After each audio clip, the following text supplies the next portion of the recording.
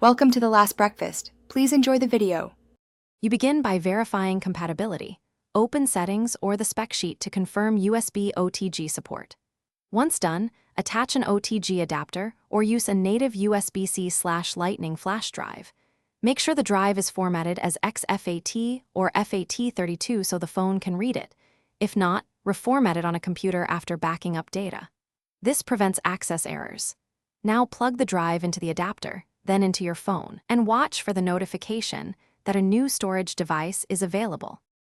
You should now open the Files or File Manager app.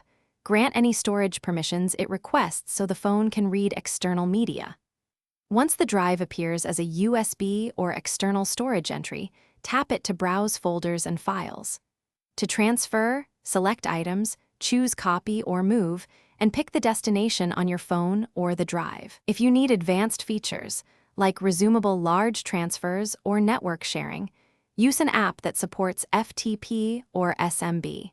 This gives more control over file structure. To finish, always unmount or eject the flash drive from the phone's storage notification or settings. This prevents corruption. If the drive isn't recognized, reboot the phone, try a different OTG adapter or cable, and test the drive on a PC. Reformat if necessary after backing up. Make sure you use XFAT for files larger than 4 GB. Use FAT32 for widest compatibility. If you still get errors, check for vendor-specific apps or firmware updates, and try a different drive to isolate hardware faults. Thanks for watching. If this was helpful, leave a like and consider subscribing. See you next time.